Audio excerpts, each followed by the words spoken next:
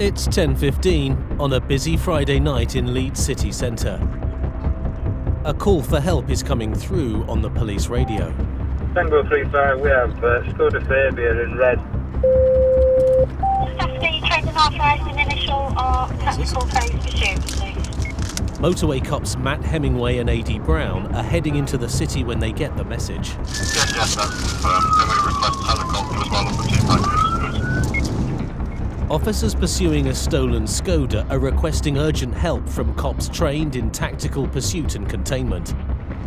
Tango 9-1, would you show us on this TPAC job, please? Luckily, that's just what Matt and A.D. specialise in. Come left, come left. And now they're just seconds away from the pursuit. We're in it, mate. We're right behind it there. As luck would have it, we weren't too far away. We want to get there and do what we're trained to do. 500, this vehicle may have front end damage. It collided shortly before the Romeo Tango unit got behind it. The driver has already tried to take out one police car.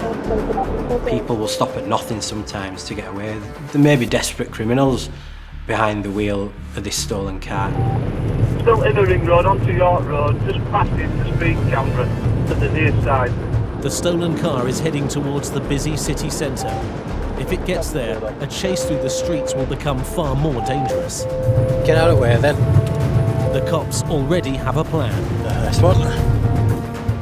His intentions there are to get 2 or 3 traffic cars involved and cause the car to stop or force it to stop. It's going off. We're behind you, Kev. I get really angry towards the drivers, but especially on a dangerous pursuit. As part of my job, I have to try and catch you, and the way you're driving is putting me in danger. So come through up Slip Road. As more units link up to join the chase, Matt and A.D. find themselves right behind the stolen red Skoda. In final stages of a TPAC, things happen in a split second. Another police car races in front, 32, Astra, move over. and between them they try to box in the stolen car. But the driver escapes and keeps going. Tango 9-1, there's contact with police vehicles. You see 2 vehicles.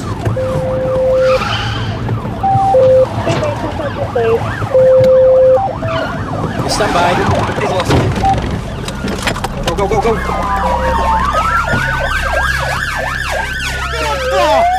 Oh, no! Idiot. Get your arms behind your back.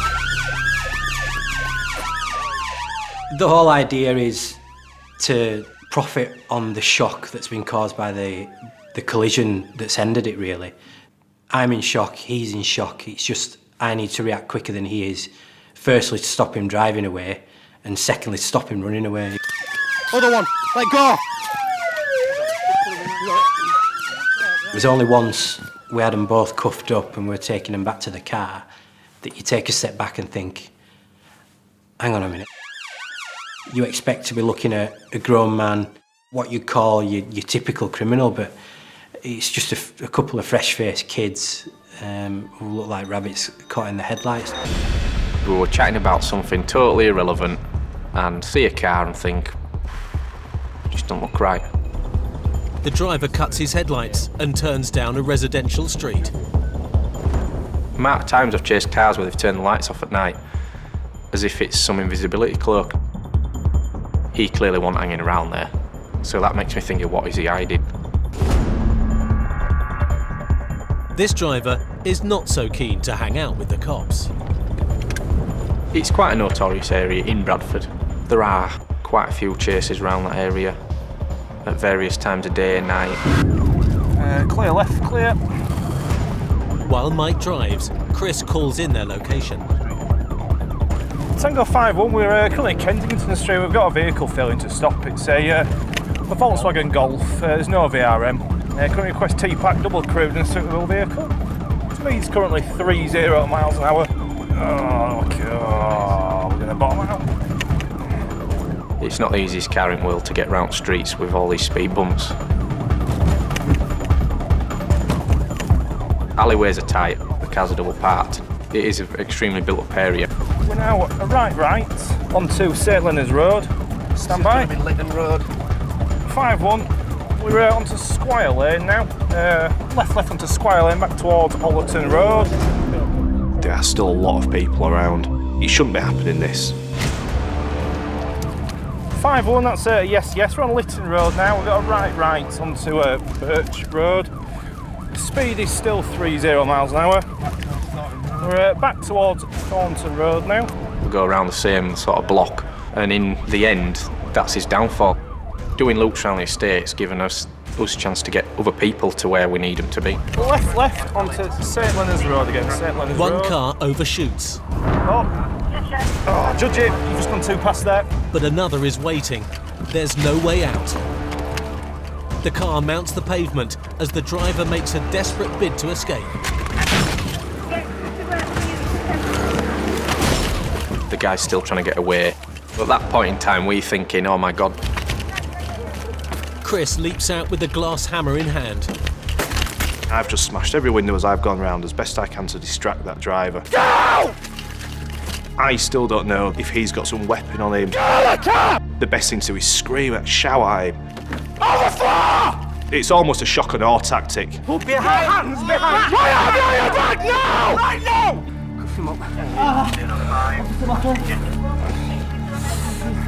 You alright, Spencer? No. Sit still.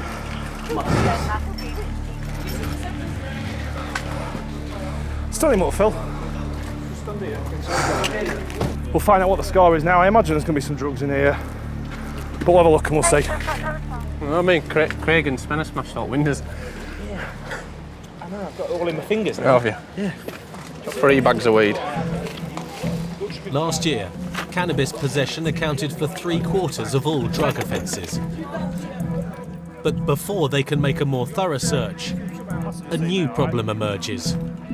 The commotion has brought out the locals. We're here, round here, we're doing our business here, you don't need to be here. So back you. We do, mate, if you're going to move. Get back.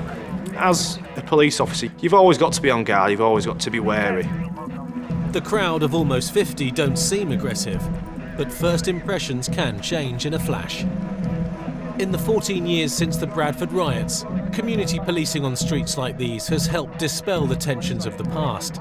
But even so, there's still a fine balance between fighting crime and keeping the peace. Look how many people are about. What time is it? 9:15? It would be classed as a high crime area, and people will support other people that live in that area. There's such a crowd going. This could spark in something more that needs to be now. There's a lot more of them than there is us, so the best thing we're going to do is just move this car now somewhere else. We'll do a good search somewhere else. Let's just judge it. This is extremely common. You end up chasing somebody, there's always somebody there watching you. And that could have been 2 in the morning, and all those people would still have been there. How the cops act now could be crucial in maintaining order. Back in Bradford, Chris and Mike's arrest of a driver who failed to stop and was found with some cannabis has drawn a crowd of locals. Obviously, you can see we've got a big crowd around here. It soon couldn't turn on us. So we're just going to drive the car up to the police station so we can get it recovered from there. It makes sense to try and get out of the area as quick as we can. Now, we've caused a bit of a commotion, so all the locals are out. Even at simple, straightforward accidents we've gone to before, where cars have been totally trashed, people come out and maybe the drivers start arguing, and then the crowd on one side gathers against the crowd on the other side. And then we've got to get right in the middle of that and then sort it out. Many a time when we've been in this situation, when there's been a big crowd, they all start playing on each other. If something gets thrown, I'm not going to have no idea who it is. And it could quite easily escalate this situation. The cops clear the scene before things get out of hand. The driver is taken into custody in another car. Nice job, mate. I like it.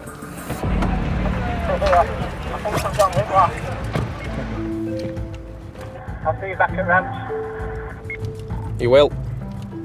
I think much faster now with some of the speed bumps would have struggled in this. That would I be thought you were going to painful. say, what a superb driver. You were like being with Sebastian Loeb. Well, that's what you were going to say.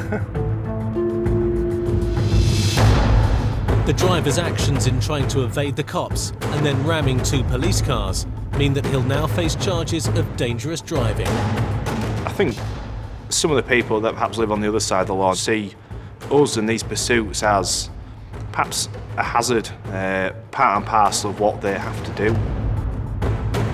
I just think we've got absolutely no regard for themselves or anybody else. I mean, someone could have been walking out of them houses or down streets with the kids and, you know, he's ramming his way out, could quite easily get killed. And it's us guys that have to deal with it and pick up the pieces afterwards. Back at Manningham Police Station, South Bradford, Chris and Mike examine the damage their car has suffered. We don't want to get rammed, we don't want to cause all this damage, but if it's a case of that chase going on, he's ultimately going to crash into someone else anyway. That was the only way that we're going to stop. We've boxed him in, as I say, Mike's got up as close to him as we could to minimise the damage. We've seen police cars that have been totally and utterly annihilated in these instances. Cars are designed to break away. Luckily, ours wasn't, so quick new bumper and we're off again. They might be expensive, but at the end of the day, it's a tool job. They're there to do a job with, and if we're too scared to damage them, you don't intentionally want to do it. But if you have to, then you have to, don't you? The main thing is I'm all right, Mike's all right. We have that kid, everyone else is all right. So to be fair, in the grand scheme of things, that ain't a bad outcome. But Chris has taken some damage of his own. I need to get the glass out of my finger. I didn't even know that I'd cut myself until after. No.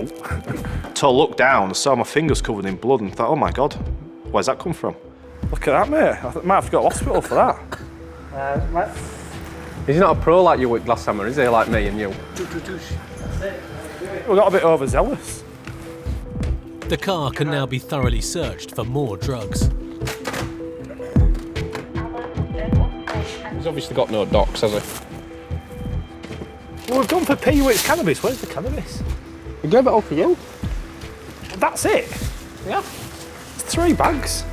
All those risks for being in possession of a small amount of drugs. Nighttime brings new challenges for West Yorkshire's motorway cops. It's not only road safety they deal with, but with 2 major cities on their doorstep, they're often asked to help out in the surrounding towns. PC James Alderson and PC Dick Infield are patrolling in Dewsbury, south of Leeds. Is there a McDonald's in there? It's not 24 hours though. I didn't want to eat, just asking.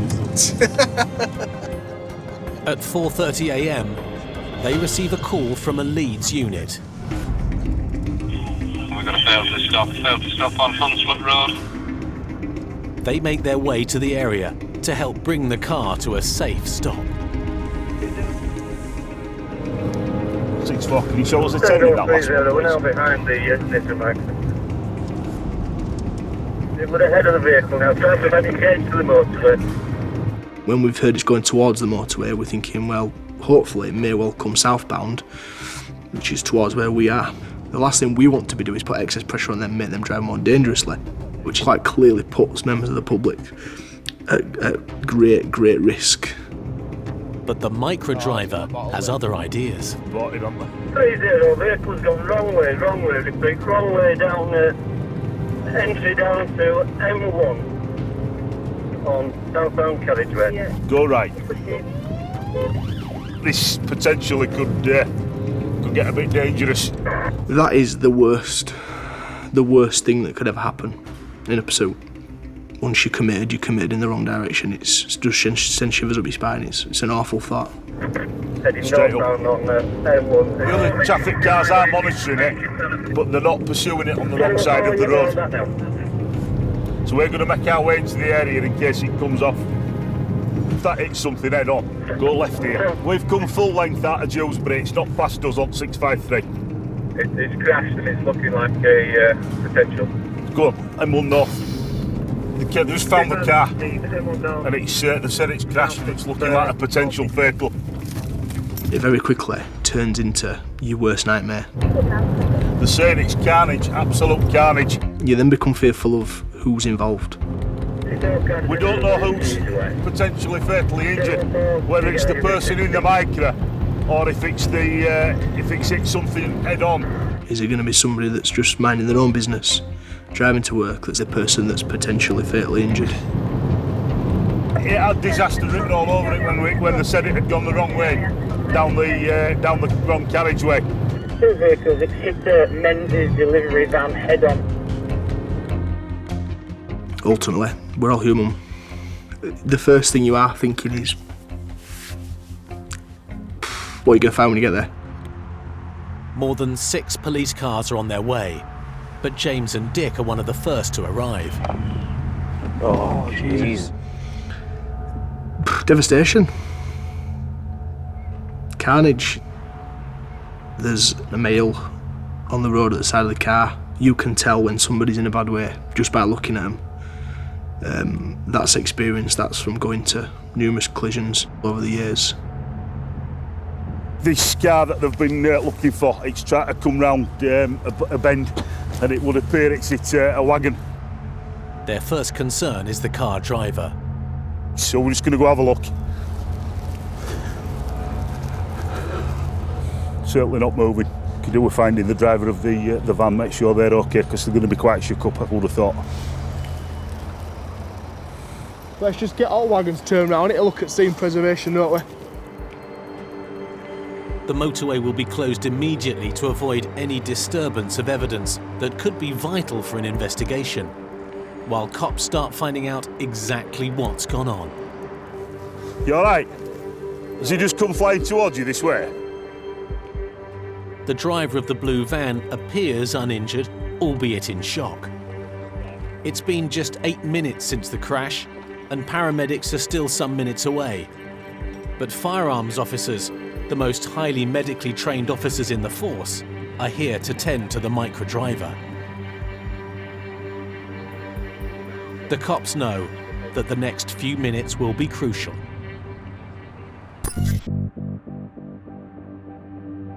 "17 miles west in Bradford, PC's Martin Willis and Lindsay Pickles are approaching the end of their 9-hour night shift. You're starting to relax, you're thinking the night shift's over. But then a red car catches their attention. Very slow.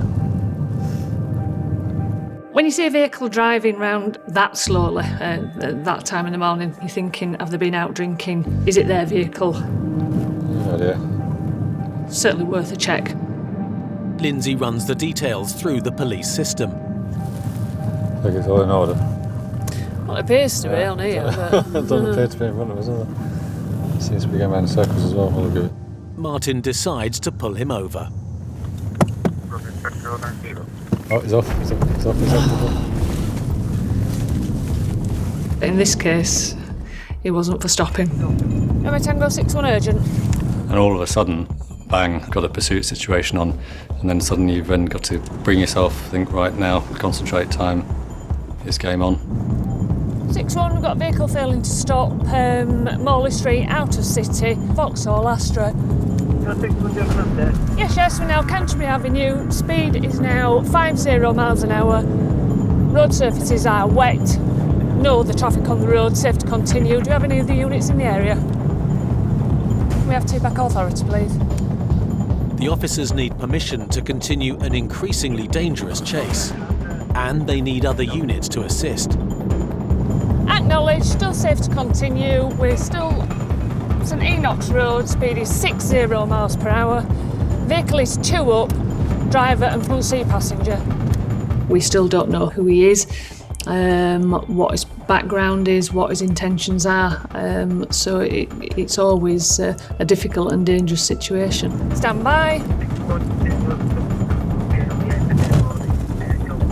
He was not stopping at giveaway junctions, crossing roundabouts, so if there's any other vehicles on that road, the high potential is for a serious collision. Do you have any units close by? Driving over a ton of metal in the manner of his driving, it's just a menace. We have got a vehicle behind us. The runaway driver's hitting 80 miles per hour. Yeah, we've got another vehicle ahead. On quiet roads, and with at least 2 other units now in place, it's safe for the officers to use their tactical pursuit and containment training.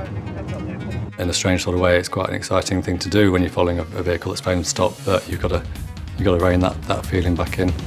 They need to act fast to box the driver in before he heads into town and puts other drivers at risk.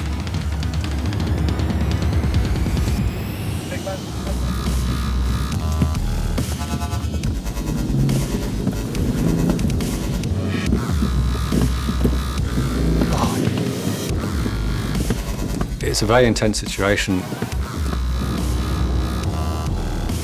The car isn't giving up. At 60 miles per hour, he's still attempting to evade capture. Yeah, we're still rolling.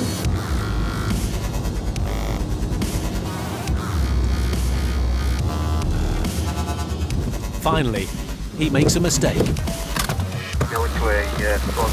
But it's not over. The driver's out. Martin has the passenger, You're right, Martin. while the other officers catch the driver. Got it.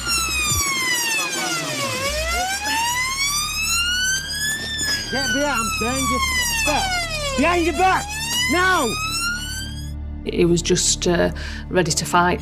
Got one on. And did, so he had to be brought to the ground. 2 on.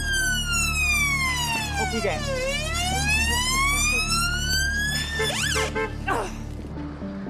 The car's not stolen, but Lindsay thinks she knows why he ran. I can smell drink, as I've been trying to get the handcuffs on him.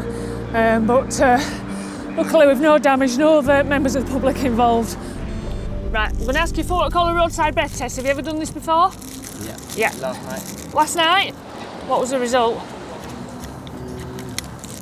I'm drunk, yeah, but I can't drive this today. You couldn't drive?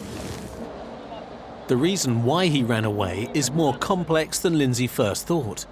He'd only been released in the early hours of that morning for a similar sort of thing. Just beggars belief, really. He obviously realised what was going to happen should he have stopped. Right, you failed the roadside breath test, OK, so on top of dangerous driving, failing to stop, you're also under arrest on suspicion of driving whilst over the prescribed limit, OK? To continue to do it within 24 hours is just it's unbelievable, really. Each year, there are more than 250 deaths from drink-drive accidents on Britain's roads. My family could have been on that road. I've just utter contempt for people like that. Absolutely utter contempt. And his passenger doesn't seem best pleased either. I'm hungry. Cool. Should get in the car with him, mate. Had your friend been drinking? Yeah. 2 bottles. Yeah. Famous Cross. Famous Grouse. It's whiskey, yeah. Yeah. Made me giggle a bit. Not think he'd have any capability to drive if he had that much.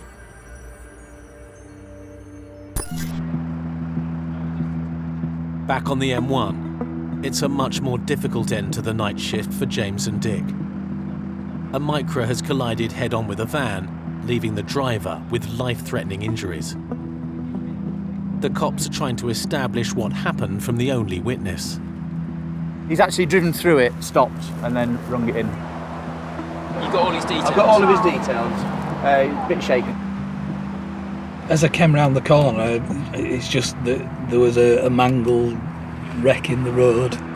I'm just relieved that I wasn't maybe 5 minutes ahead this morning, and it could have been me. You know, I feel for the van driver.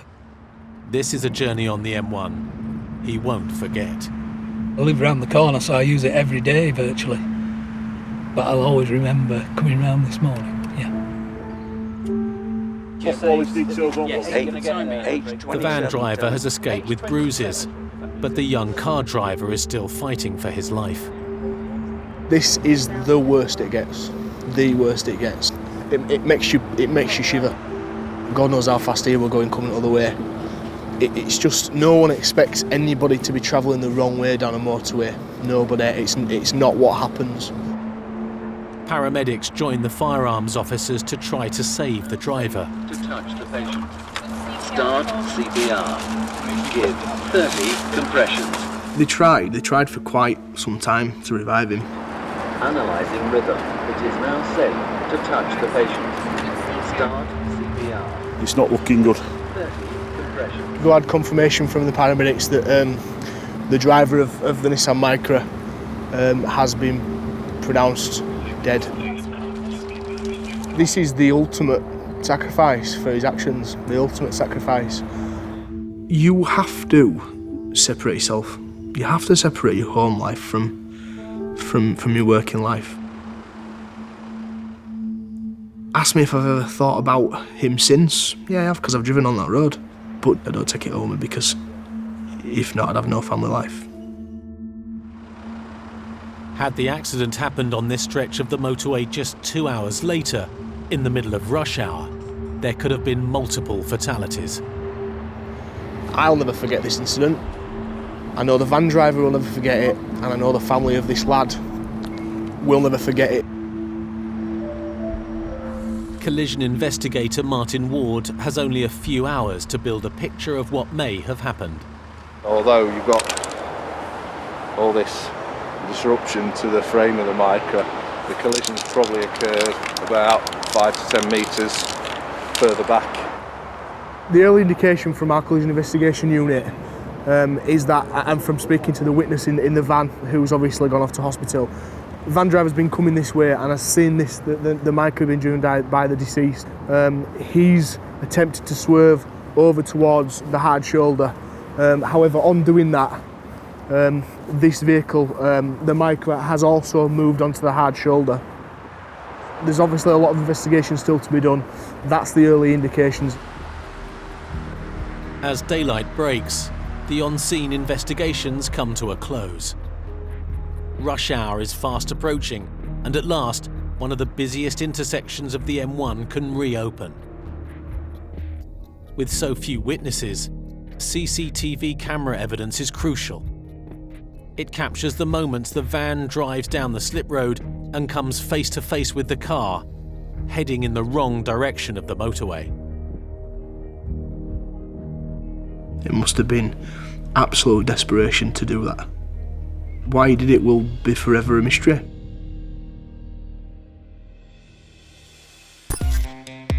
After further investigations, it was found that the car driver who went the wrong way up the M1 was more than 3 times the prescribed drink-drive limit. The runaway driver, who eventually got caught, received 10 months in prison and a 12-month driving ban. As day turns to night and traffic quietens, the motorway cops widen their sphere of operation. Tonight, PC Adam Toll has teamed up with PC Morris Watson. They're patrolling the southern outskirts of Birmingham when a Skoda driving the other way catches their attention. Should have a look? Yeah, have a look at that one, yeah. Little young bald-headed chap, doesn't he, from what I could tell? Yeah. Skoda VRS, I think. Yeah. That's the right one. There he is, just gone round the bend. Okay, mate. I think me and Morris have both had the same feeling that something just wasn't quite right. They just didn't sit right in the vehicle. And hanging around, mate, he's all over the shop, he is as well. You sort of see things and you think, well, where are they going? Where have they been? So you just get a gut instinct and you think, well, we'll have a look at it, see what it does, and then, you know, we'll see what happens from there. Yeah, we're just following this vehicle. He's a bit erratic on the road at the moment, and he's certainly not sticking to the speed limit, so we're just going to run him through the police national computer and then go for an early stop. He's slowing down for the cameras. He was all over the road then. The number plate check is now coming through. That comes back to a silver Skoda Octane here, is that the correct vehicle? 3 or 4, yeah, all 3. Yes. The checks seem to pan out, but the way the car is being driven is still giving the cops some concern. The speed limit on this road at the moment is 30 miles an hour, and we're doing about 45, up to 50 miles per hour. My main concern is he a drink driver, or is there something else? We are recording it, so we've got the evidence that we need, and we'll go for a stop after the cone section if you're happy with that. Yeah, same man. Ready? Yep. Good evening. Oh. No, and he's going for it. Okay. The driver spots the blue lights and puts his foot down. Mike Alpha, Oscar Tango 95. We've got a vehicle failing to stop. Bristol Road, Intercity, just turning right into Pebble Mill. When we're on the motorway and we get a pursuit on the motorway, it's contained, really. Our current speed is 80 miles per hour. When you come off the motorways, especially in a city centre area like Birmingham, you've got your pedestrians, you've got your cyclists, you've got other people that are driving. The vehicle is getting away from us, still safe to continue over. Chases in the city are all about teamwork, letting other units know where the car is headed. Yeah, it's left into Dogpool Lane, straight on, mate. Braking, and he's left, temporary loss, stand by. Hang on, mate. He's straight on.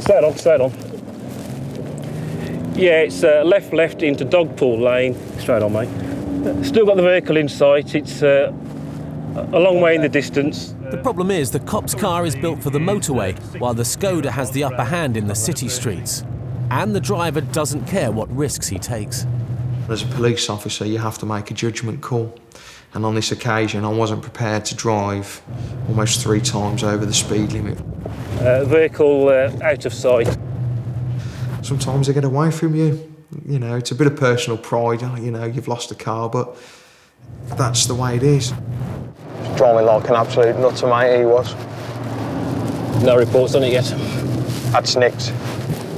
I suspect that vehicle we've just been following has just been stolen, and it's probably likely that the owner, so he's not aware the vehicle's gone, just by the manner of the driving that we saw initially at the beginning, it just didn't seem right. And as you saw, as soon as we went to stop the vehicle made off straight away. This time the bad guy has got lucky, but there's a long shift ahead of them, and PC's Toll and Watson never forget a car. Back in Birmingham city centre, PC's Toll and Watson are still keeping an eye out for the Skoda which failed to stop. We actually thought at this time that it's either a stolen car or it's a stolen car with joyriders in, as it's been around the city centre of Birmingham a couple of times now. So we sort of stayed in the area for a few hours just in case it sort of popped out in front of us. Where do you reckon, mate? Should we? Up there and left. It's in this it's around here somewhere. And the cops' decision to keep the area under surveillance from their unmarked car has paid off, even if it's taken a while. Here we go, son. Here we go. There it is. Lo and behold, about 3 hours later, I just spot the car coming towards us. That's it? Yeah, that's the one. Yankee Mike from Oscar Tango 95. I think, why has he come back to the city centre again? He's already been chased by us once, and he's come back in again for another go, so we thought we won him this time. We're behind the Skoda, Holloway Head Circus. Get Stinger out. It's Bristol Street, Outer City. Get Stinger out Bristol on Bristol Street, Road. Outer City, yeah. If you could get Stinger out, heading towards Bristol Street Motorway. This time the cops have the upper hand. Extra police units are already standing by with stinger strips designed to puncture the car's tyres. And we get the plan in place where we want as many officers in the area with stingers. We're going to light him up then. After this junction? Yeah, we're going to light him up before Bristol Street Motors. Current speed is 40 miles per hour. Heading towards Bristol Street Motors now. Been starting up now. Yeah, go for it, mate. Once again, when the blue lights go on, the Skoda makes off. Yeah, he's going for it. Yeah, vehicle is failing to stop. We've lit the vehicle up. It's approaching Bristol Street Motors now, lane 1. Lights are on the lights red. up ahead, another unit is waiting with a stinger. We talk the patrol that's with the stinger to where they are. Basically, we force the car into one way. Current speed 60 miles per hour. Vehicle is being stung. Toll's plan works perfectly. As the car heads to the lights, a police officer emerges from the shadows and deploys the stinger. The Skoda's tyres should slowly deflate, bringing the car to a halt. But the driver has other ideas. We're still driving so stupidly that, you know, we're still having great difficulty in keeping up with him. Traffic condition is light, road surface is wet. Approaching traffic lights on green. Could be your vehicle, it could be my vehicle, and they don't care. You know, they'll crash him and they'll run off. They won't stop. Current speed 80 miles per hour in a 40 mile an hour limit. Traffic lights on amber, straight across Highgate Road. Current speed 60 miles per hour in a 30, and it's safe to continue on. He's not stopping at roundabouts, he's not slowing down for traffic junctions. Well, I've got to do that. Yeah, the vehicle's done a red light. The chances he is taking may be reckless, but they are keeping him ahead of the motorway cops. Yeah, it's on to Golden Hillock Road, temporary loss. The cops' 2-ton motorway car is not helping them keep up with the lighter Skoda. Yeah, Small Heath Highway, into city. Car's awful, mate. Yeah, I know, mate, don't worry about it, just do what you can. The fact that he got 1, 2, 3 or 4 tyres deflated, he was still able to control the vehicle and get away and make, you know, a decent gap between us. Gone left there, I reckon. Sure. The gap he's opened up causes confusion. Thought, no, he's got away again now because we've gone the wrong way, and to get back to him, you know, he could be out of sight again. And I thought, no, we can't lose it twice in one night. The cops may have made a mistake, but up ahead, the driver in the Skoda has made an even bigger one. So, guy, which way? Left here? Left here, follow that one. I think it's up here somewhere. Immediately, they went down a dead-end street, which was brilliant for us. It was the worst thing they could have done. As the Skoda heads into the dead end, other units arrive to help with the arrest. 9-5, aye by your street. By that time, there was a dog unit behind them, at least another 2 patrols and us, and he got nowhere to go. There are half a dozen cops eager to arrest the 2 men in the car, but PC Toll makes sure he gets his hands on one of them. You're under arrest. Dangerous driving, failing to stop and suspicion of theft of motor vehicle. You don't have to say anything in my arm. Your defence and do not mention when questioned since you're later on in court. Anything you do say may be given evidence. All right? The other man, the driver, tried to make a break for it over a fence. Luckily, PC Watson and some colleagues have it covered. All right, chap, listen to me. You're under arrest, suspicion of theft of motor vehicle. Anything you want to say? Okay, then. No. It's a great team effort, proper team effort tonight. The important thing is that we've got a result and no one's injured, and we're all going to go home at the end of the day, including these people as well.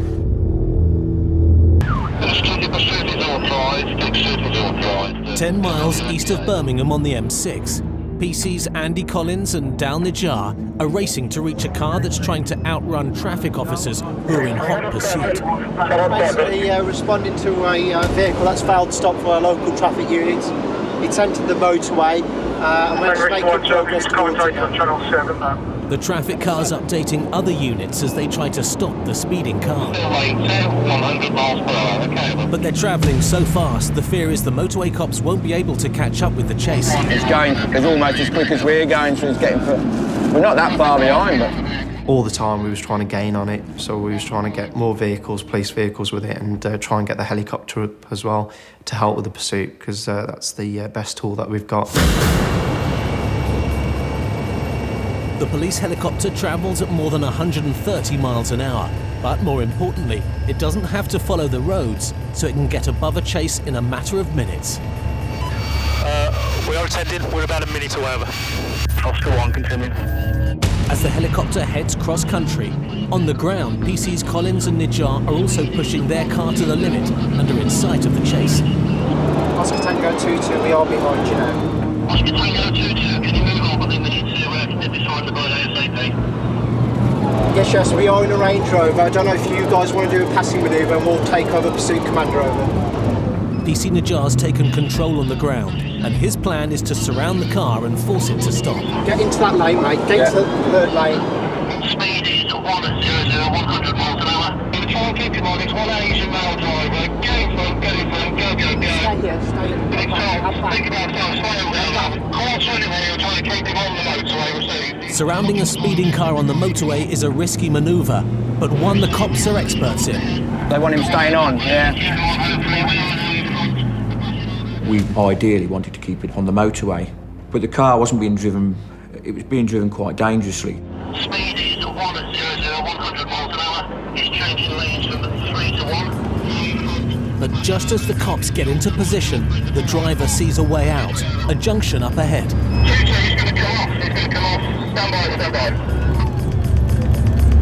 It's just what they don't need. With seconds to spare, the driver takes a sharp left towards the exit. The cops' plans have gone out the window. They'll have to think again. It's no good just pursuing a car. We've got to have a plan to be able to stop it safely. A chase off the motorway through busy streets can be much more dangerous. The traffic patrol offers an extreme solution. Tactical contact means deliberately hitting the car and forcing it to stop. But it's rarely sanctioned, and this is no exception.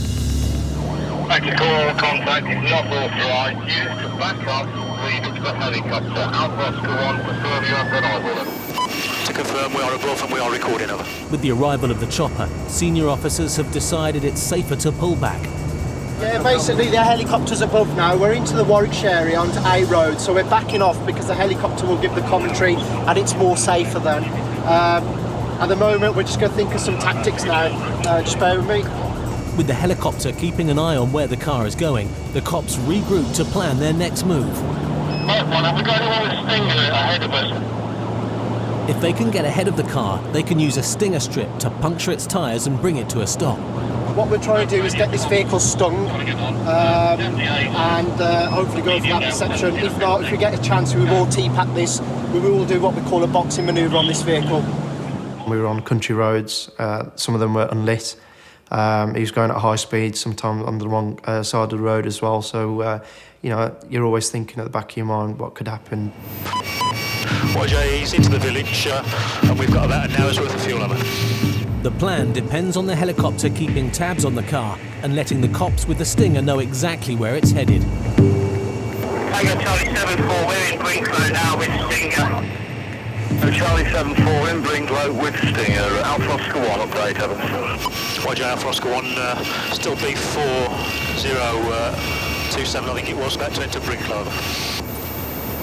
Towards Brinklow, we're Tango Charlie unit, call sign in Brinklow with Stinger. Call sign again, Evans. The Stinger unit's in place, but something's gone wrong. Did they sting him there? Because there was a car sat there. 74, we weren't quick enough. The cops were in the right place, but they couldn't get the Stinger deployed in time. Stand by, he's coming to a T-junction in the village. I'll tell you which way he's going. Stand by one. They need to devise a new plan of action, but their luck may have turned. I don't think this bloke knows where he's going, does he? Yeah, he's just gone light side. He did an immediate right at the T-junction, then a first left. The driver may be lost, but 600 feet above him, the chopper can see exactly where he's going. Right, he's come out of Brinklow and he's on an unnamed road towards Coventry Way. Dead end, we think. Now it's the driver who needs a new plan. He's Alpha Oscar 1 for update of us. With the road ahead blocked, he veers into the bushes looking for a way out. But his car is going nowhere. YJ, all units make the night, son. All units make the night, son. Vehicle stopped. Immediately, the car is surrounded by the cops. It was a bit of a hectic scene because we thought that these males had run off into the fields. But when I went over to the vehicle, all these about 4 or 5 people were still in the vehicle.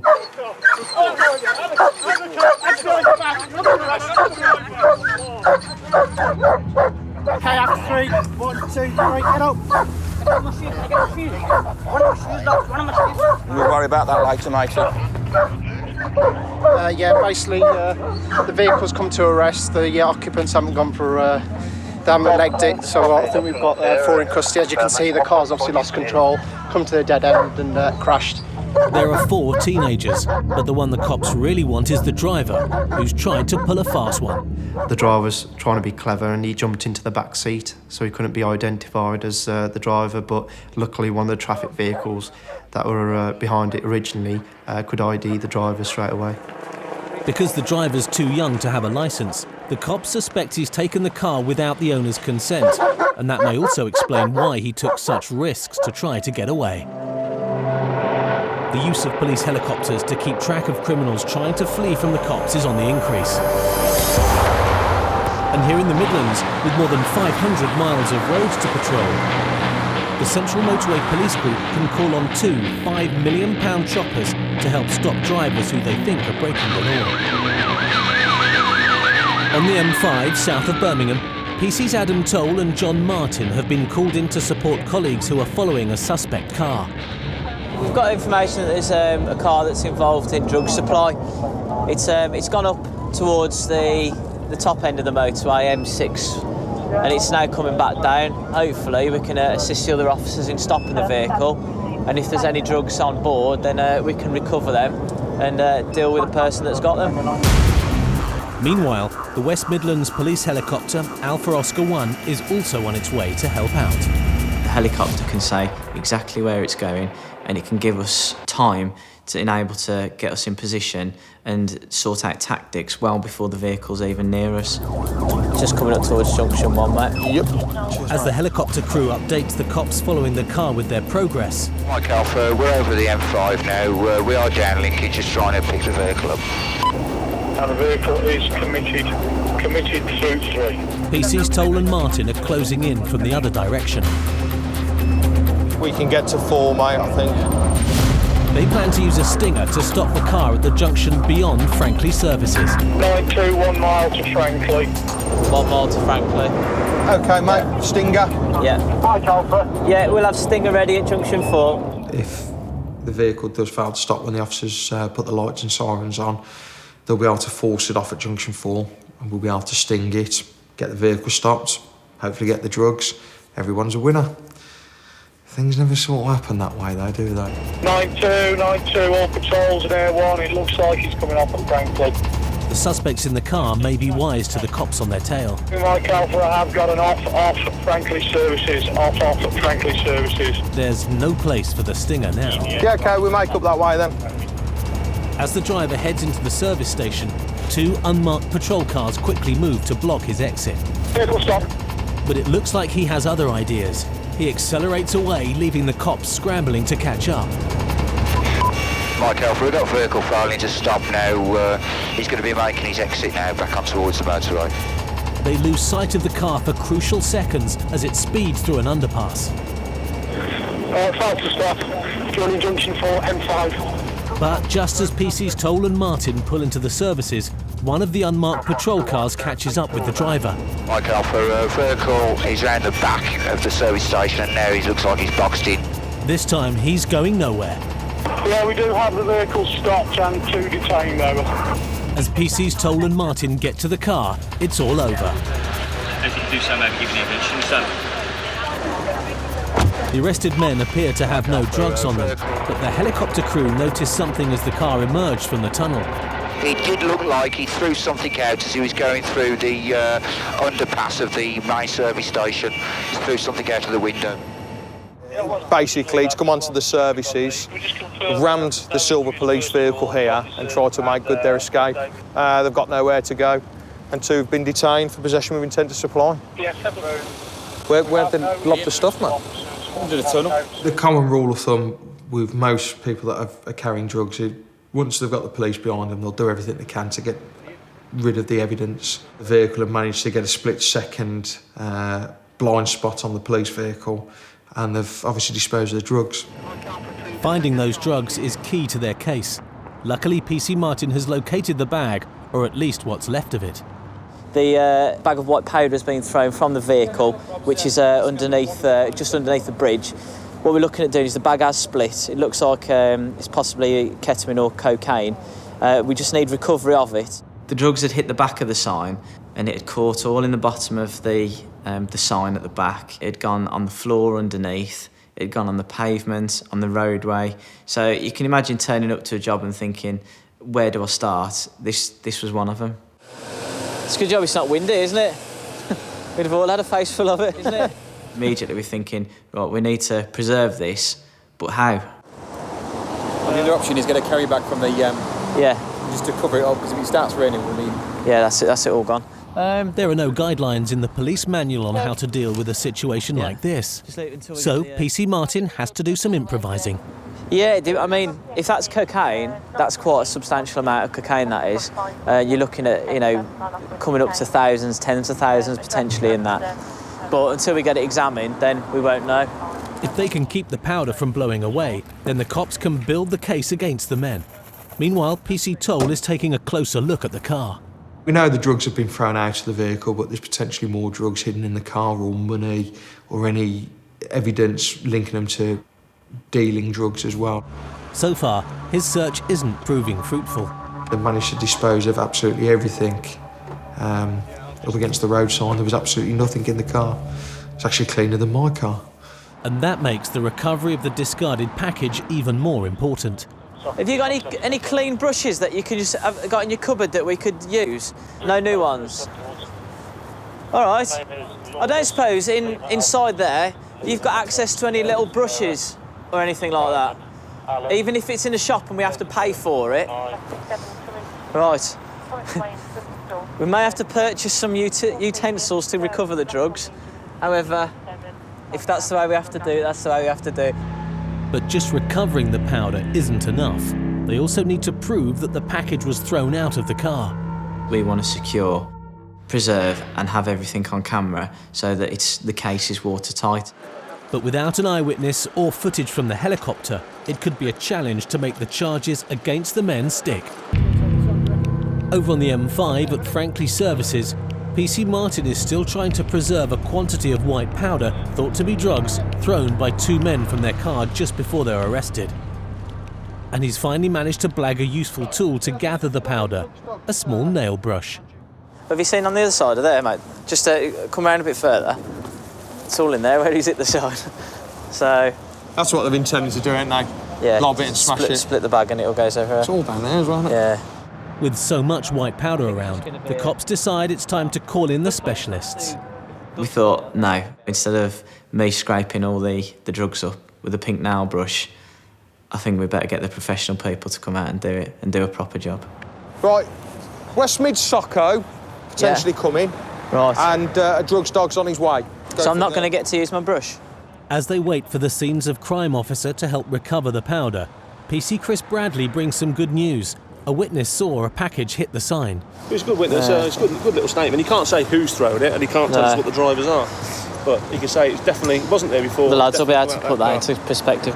Just spoke to a witness who's working out the back, hears some noise, sees a car come past, sees something being thrown out of it, sees police presence and whatnot going around the side at the petrol station, and then he sees some kind of powder like snow just all over the place and the sign's still shaking, so I've just been and taken a statement off him for that and then look at the officers that are dealing, see where it goes from there. It's good evidence, but because the witness can't identify the car, it's not conclusive.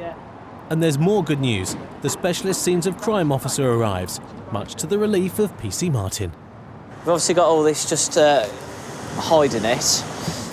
So that's the bag of drugs. So basically we just need it recovered as best as we can, but we didn't know how the best way was going to be to get all this, the powder back from here. Collecting the powder from the stony ground is also a first for the expert. This sort of thing, well, it's never happened. We find drugs, of course, and we recover drugs a lot, but not on this sort of surface.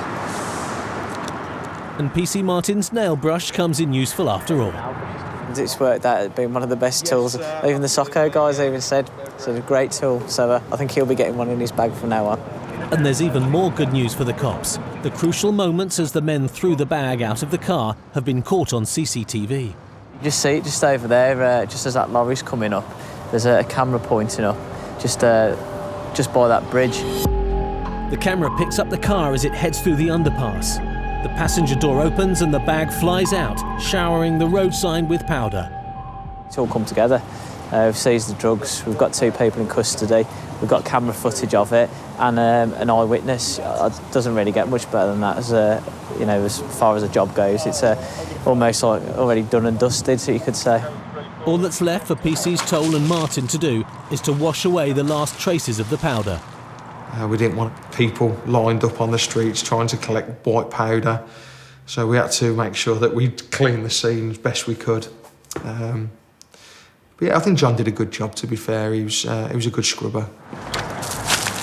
Job done. Motorway cops PC Andy Barron and PC Lindsay Pickles are coming to the end of their shift. I'm starving now. Don't tell me you're going to get a Chinese. No, now. I'm not going to get a Chinese. But their takeaway is going to have to wait. I had an earpiece in on a local Bradford channel, and I could hear one of my colleagues mentioning a white Sprinter van that were making off from him. And at the same time I could hear this, a white Sprinter van came past me, and I can see blue lights from a police van. This van had been involved or had been seen leaving the scene of a burglary. So that's the only information that we had at that time. Yeah, we're turning, we're not trying to stop it yet, we're right on the Victor Road. Andy and Lindsay are trained in pursuit driving. 5-1 behind you. As they catch up with the chase, they signal to pass. Yeah, we're pulling over till he comes through. Tango 5-1. 5-1, we're going to Introx, got a vehicle making off. 5-1, we're currently on St Mary's Road towards Lum Lane. You get a rush of adrenaline, and I recall everything, gripping the steering wheel and thinking, right, we're in for a roll here. Left onto Drummond Road. You never know what's going to happen, you never know what's around the corner, you never know how members of the public are going to react, so it's a dangerous situation. After chasing the van for 2 miles towards Bradford city centre, Andy spots a chance to try and identify the driver and gets alongside the speeding van. Yeah, we've got an Asian male driver, careful. There are many things that we have to consider in a split second. If that target vehicle crashes into a family and causes serious injuries, it's always in the back of our head, what if that were my family or my colleague's family? Left onto White's View. Andy and Lindsay call for backup. Where are you going towards? Right, we're currently on Walker Drive, going back towards general direction of Thornton Road. Lindsay's directions are crucial for the other units making their way to the chase. Speed is now 50 miles per hour. Stand by. The stakes are rising as the van heads back towards busy rush hour streets. It was tea time, people coming and going from work, there's children, it's a highly residential area, the roads were all busy by the traffic lights, etc. So it's always something that we have to put first and foremost. So it's a Mercedes Sprinter. We're right, Wetley Lane again. But before they can bring the van to a halt, the game plan suddenly changes. Don't do that, no, don't do that. Where's it got? Oh. We're going to be aborted at this rate. What a silly thing to do. We will abort any pursuit if the risks that they're taking far outweigh the reasons that we need to stop them. It's just not worth ending up with a fatality. Ahead, another police car arrives and blocks the road, but the van driver is so desperate to get away, he's prepared to do anything. Oh, it's on footpath. We were concerned at that point, very concerned. Very fortunately, the van didn't hit anybody. It's always one of those things that is frustrating if we do lose them after a pursuit, but if it has to be aborted, it has to be aborted. We're now back onto Wetley Lane. We've got one front seat passenger that's on the phone and a driver. It's going to be a decamp, is this in a minute, I reckon. I don't think they're going to keep going for long. But then the van driver makes his first big mistake. We've gone left onto Glenholme Road and then left again. Oh, it's collided with a small wall, but it's continuing. It's going to decamp, it's lost its back wheel. It's lost its rear near side wheel. That's the riskiest point of losing somebody. As soon as they leave the vehicle and start running, that's when you may lose them. He's losing control as he's going round corners because he hasn't got the stability at the back end. As the damaged van speeds down a residential street, an unmarked car joins the chase. I'm going to... We're Ashwell Road now, Ashwell Road. The van is going round in circles, and Andy gambles on taking a back road to try and cut it off. Careful. They're head-to-head with the van, but the driver spots a way out. Careful, Amber. There was a gap in the parked cars that presented itself to this driver. Let him get through.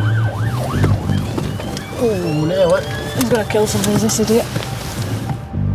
Getting the 2.5-ton police car turned in the tight city back streets leaves Andy and Lindsay playing catch-up. Within your location update, we're now Walker Drive. Steep camps. Finally, a city centre patrol car has forced the driver to stop. 20 feet, mate. 20 feet. Nice and steady. Nice and steady, lad. Come on 3. 1, 2, 3. I'm gonna put you in the span, all right? 2 men are pulled from the van. Get up now. Yeah, you're under arrest for failing to stop for police, dangerous driving. Caution that you don't have to say anything, may harm your defence if you don't mention. When questioned, something which you later rely in court. Have you anything on you at all that you shouldn't have? No, mate. Any weapons, anything sharp that could harm us? Nothing like that. Right. PC Mark Claxton finally brought the van to a halt. They seemed a very desperate man to get away for some reason. If you look here, rubber gloves on the floor. When that's usually an indication that a vehicle's stolen. Damage to that's not gonna, but we'll see if we can get into the rear of the van and get out. Oh, wow. There you go. Okay. That'll be the smell. It is a mobile cannabis factory. That'll be the reason that they've gone to try and get away and why he's had rubber gloves on in front. Lindsay and Andy, who've decided to stop this vehicle and it's been brought to their attention, have just done an absolutely excellent job. During the chase, Andy suspected the van might be carrying cannabis. The stench coming from back at van, even in his car following it, were quite overwhelming. To get that haul is significant, really. It's an excellent result. Take that amount of cannabis off the street. And it's taking 2 major drug dealers off at road. So, yeah, we could do with identifying them as quickly as possible and finding out where they've been grown and see if there's any more and confiscating all the equipment. Now, Andy and Lindsay must try and piece together whether the cannabis was being moved from a safe house or if it was stolen. When you find something like that in the back of a van, it's not the end of the inquiry, it's just the beginning. On the M621 between Bradford and Leeds, PC's Rob Jones and Mick Roth are on patrol. They're part of the Yorkshire and the Humber Regional Roads Crime Team. Their job is to target and disrupt criminal activity on the roads. We hunt in packs and we work in pairs, whereas in the past you might be on your own, you might think twice about stopping a car, or you might lose something by hesitating because you don't have the strength in numbers. We have the strength in numbers. We have the team readily available to deal with any issue. They're ordered into Bradford, where a car linked to a burglary is being pursued through the city. But the local patrol cars have lost it. Now it's up to Rob and Mick, teamed up with another unmarked car to track it down.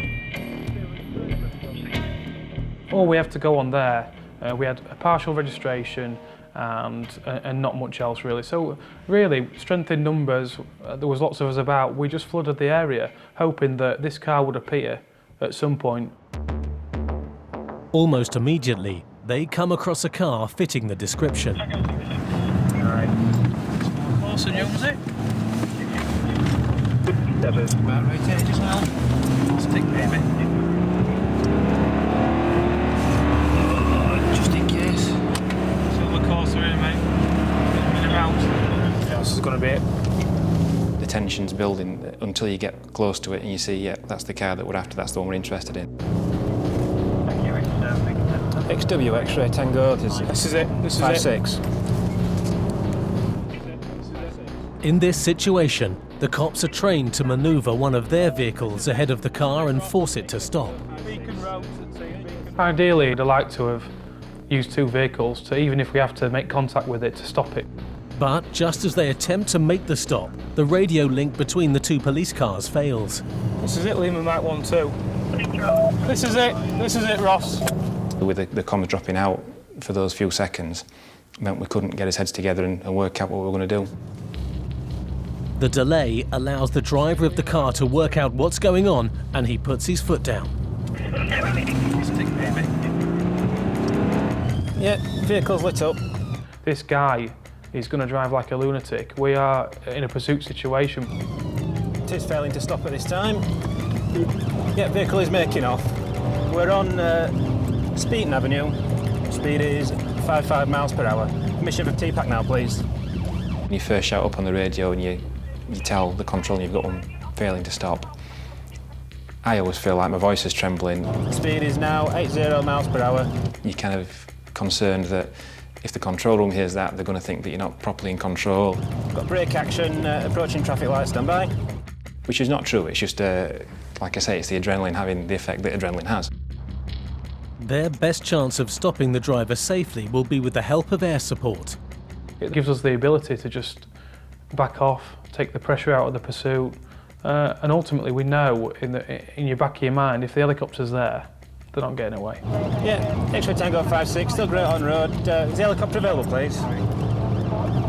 Negative, X-ray 99's offline at the consortium. The helicopter isn't available and the motorway cops are on their own. But the car is now heading towards Bradford's narrow back streets. He's more than likely a local lad. He'll know those roads like the back of his hands. So it's quite difficult to put a sort of a coherent strategy into place to stop him when he knows where he's going. You know, it's his home patch at the end of the day. The odds are stacking up against the cops, but they're determined to keep the Corsa in their sights. Back in Bradford, PC's Mick Roth and Rob Jones are still caught up in a dangerous high-speed pursuit, and they have their own concerns about what could lie round the next bend. All he has to do is turn a corner during that pursuit and run over a person, a child, and kill them. And then the whole game changes. Mick and Rob don't want to lose the Corsa, but they also need to keep their distance. You're very conscious not to push them too hard or push them into making manoeuvres that they shouldn't be making, because you're very aware that they're not looking at what's in front of them. They're more than likely paying a lot of attention to what's behind them and seeing how close the blue lights are. Speed is now 60. Yeah, approaching lights on red, stand by. And it's a left through the red lights onto Little Orton Lane, going downhill. Stay left onto, stand by. Safety check. Round a left-hand bend.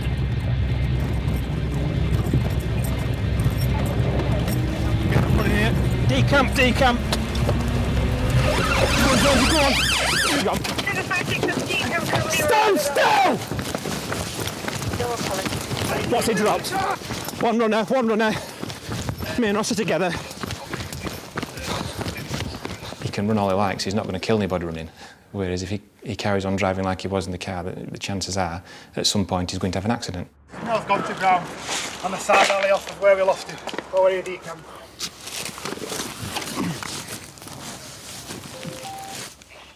The drivers vanished into the darkness. Okay, keep an eye on this. Search. Just by way of description, white male, I would guess 17, 19, 20 years of age, slim build, dark blue Adidas tracksuit bottoms, dark hooded top, trainers. Where this lad's run, the last road I gave, there's a school to the offside that we're running up, what appears to be a school. There's a set of playing fields, and I think the lad's in there somewhere. I think we'd have seen him run there, wouldn't we, Rob?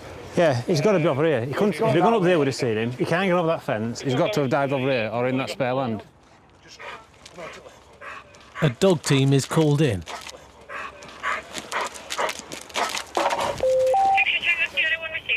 But they're too late to help.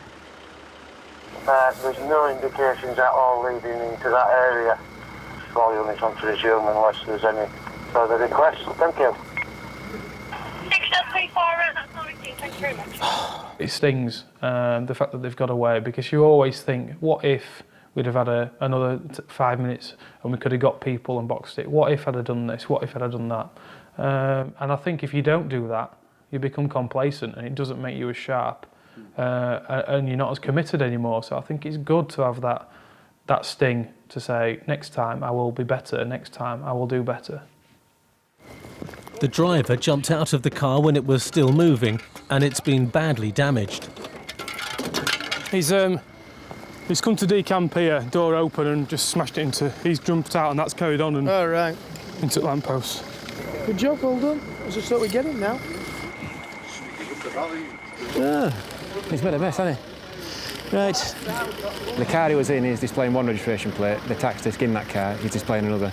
So I'm tipping the chances are it's a stolen car. I've not had a chance to check the registration plate on the tax disc yet, but like I said, the presumption is it's a stolen car. Why else would you change the plates? It's been doing burglaries, quite a common thing to do. That way the vehicle can't be traced. So again, it's another line of inquiry. We'll see how far we get. All they can do now is look for evidence. Rob returns to the alleyway where they lost the driver. You know he's off on his toes and you're not going to get him there and then. Your brain switches to catching him in the long term, if you like. Basically, when the lads decamped and run up that ginnel, Ross and I have chased after him, and as he's got to a particular point, I've seen something come to the right-hand side. I don't know if he's discarded it or it's just dropped out of his coat, but it's come from him. After we've completed the search, I've gone back, and the only two items there are the William Hill betting slip from today, with a time and a date on, so I'm quite sure they'll be able to see who got that. And the other thing is, it's one of those shoe covers that you get when you go look around show homes or when Sky come to your house. There's still a chance that they can match the betting shop CCTV footage with their own in-car footage to link the driver to the Corsa. You see him drop a glove? He ain't got gloves on as he comes out, which is a bonus, isn't it? I mean, forensically, that's ideal for us. The fact that his fingerprints are going to be somewhere within the cabin area of the car. The fact that he's not wearing gloves and our video proves it. And if we find fingerprints or some forensic link to him, you know, he'll have some stern questions to answer as to why his fingerprints are in the car, so to speak. It's always nice to find something that you think, I know this particular item is going to link this car to the person that's run away, and I can identify the person that ran away through this particular item. So it's always nice, because you know in the long run he's going to be arrested. Both leads will be followed up tomorrow. And as the crime team head back into the centre of Bradford, officers in the Central Motorway Police Group also have to decide whether to pursue or not to pursue. On the M42, PC's John Martin and Adam Toll are receiving a report on the radio about another car which might be stolen. Yeah, hello, we've just had a burglary in progress, vehicle nick off. Can I pass direct response, pass observations to the Solihull area, and obviously yourself, Here we are. The car could be heading for the motorway, but Adam's not so sure. Just had a little hunch that it might use some of the back lanes. Thought we'd go and have a little hunt round and see if we could land lucky. Before Adam became a motorway cop, he used to patrol this neck of the woods, and he knows it well. I'm going to sit up somewhere in Ockley and Heath, mate. Yes, can you just give us the vehicle details and make model again? This is Audi A4 Quattro Black 4-door saloon. Yeah, that's all received. We're just going into Hockley Heath. We'll go and loiter around there just for a little bit. Still there? Yeah, worth it. Give it 10 minutes, something. This is the route. If I'd done one over Wootton Way, mate, and I was going back to Birmingham, this would be the most direct route.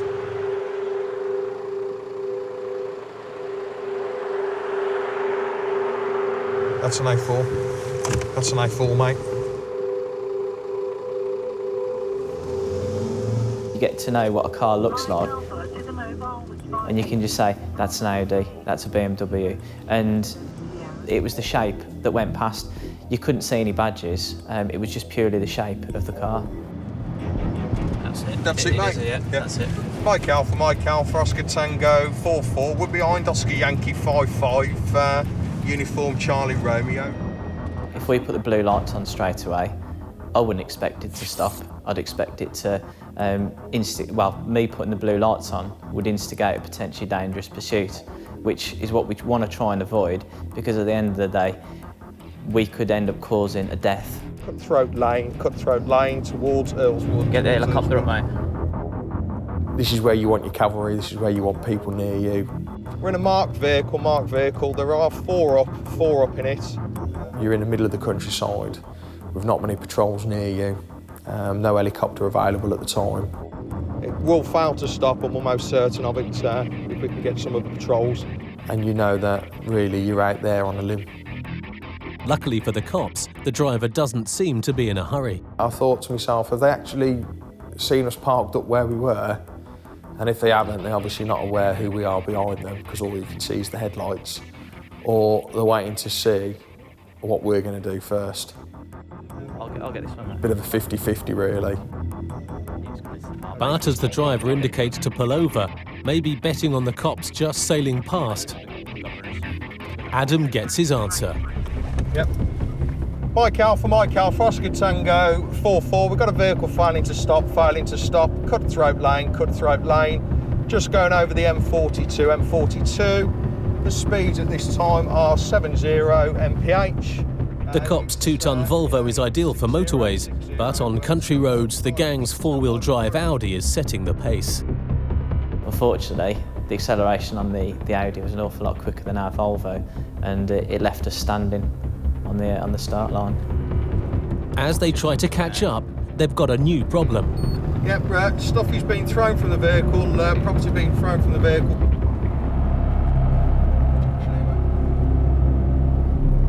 I have no idea what engine size it had in there, but it was an awful lot more powerful than us. And it was just had the ability to go around corners like it was on rails. Speeds are 70 mph. Can you link channels? Even at 70 miles an hour, the cops aren't catching them, but going faster is fraught with danger.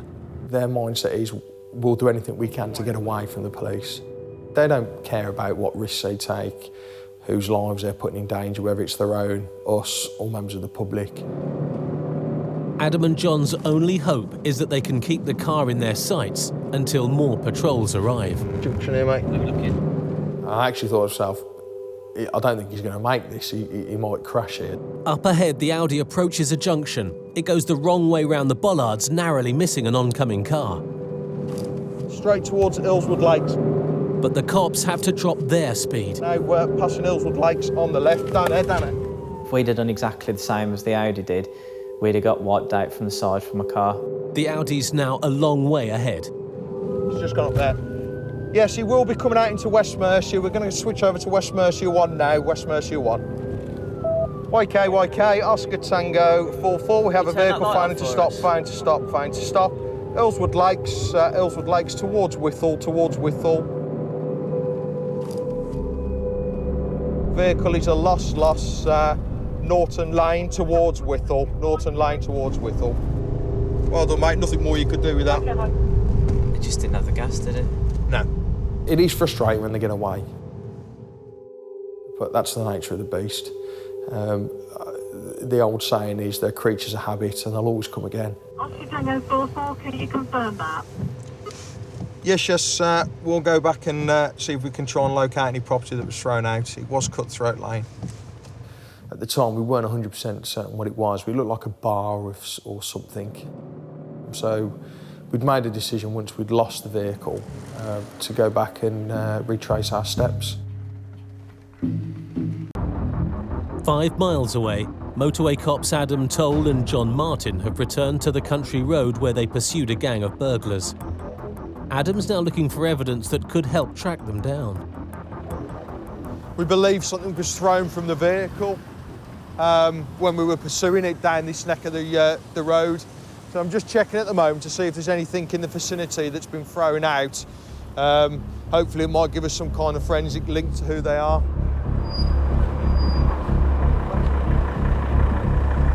There we go. Crowbar, yeah. As Adam bags up the evidence, another officer is on his way to the address of the Audi's registered owner, just in case he is the driver that they're looking for. I don't know if you're going to knock the door or anything. If it is, the person that was driving was quite a thick-set bloke. Looked really quite big in the seat, whether he's quite tall and of a heavy build. However, what's much more likely is that the car was using fake registration plates. Bottom line is, are you going to go out and burgle somewhere in your own car, which is registered and insured to yourself? I mean, only the stupid criminals are going to probably do that. And believe me, some of them do. But, you know, you're automatically thinking, you've just done a burglary, that car is either going to be nicked or it's going to be on false plates. But I think these are his tracks, actually. It's not the ones that I thought they were. Because that's like a lot. That's too big for an Audi wheel, isn't it? That's them there, mate. It's these ones, isn't it? We'll catch him later. No doubt. Adam's forensic excellence will aid and assist us in, perhaps tracking it down with fingerprints or otherwise. So we'll see. Even though we haven't got the suspects at the moment, we could still possibly link them to it by the crowbar or even from the tyre tracks where we've tried to stop the vehicle originally. So we'll just have to wait and see. These things go deeper than just a car chase. There's a lot of background work that'll go into this now. They'd had a good first half, and then our second half is the after investigation, which is when other people get involved and forensics. So although we don't win the first half, we usually win the second half. Acting Sergeant Gary Panther and PC Mick Roth of the Regional Road Crime Team are beginning their 10-hour shift in an unmarked car. Back golfing lane 1 over yes, there. Yes. This car may help them get closer to criminals without being spotted, but they believe that something less tangible is what really counts. I think everybody has an ability to sense something ain't right, that gut feeling where you get that strange feeling that this just doesn't feel right. Yes, definitely. On the outskirts of the city near the M1 junction, their instincts kick in after spotting a suspicious-looking vehicle, and they decide to follow it. You look at it and for a second you assess it, straight away you can tell, even at a distance for the Golf in this one, from that distance you just know, that's just not right, that's worth a second look if you like, and then from then on, that instinct tingles. Just a vehicle that is commonly used by criminality in the area, that's all. A Golf, blacked out windows, can't really see who's in it, so it's always worth a little look, see who's using it really.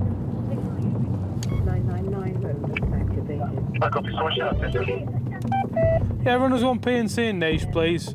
Flags out the window. Just on Flanshaw Way. Probably about 4 or 5 when I thought about being a police officer. It's just the only job I can see myself doing, even at that young age. It just interested me. The unfortunate thing, I had to wait so long until I was old enough. Gary and Mick have a reputation for getting results along the M1 corridor, hunting down lawbreakers.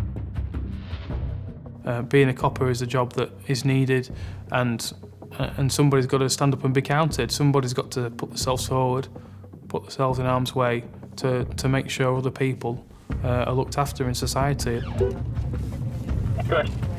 A flash of the blue lights tell the driver of the GTI to pull over. He's off, lad. Come on. So I sit there thinking, I'm not going to get out and walk.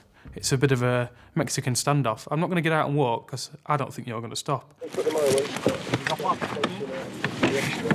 And lo and behold, his will broke before ours and off he went. Belt.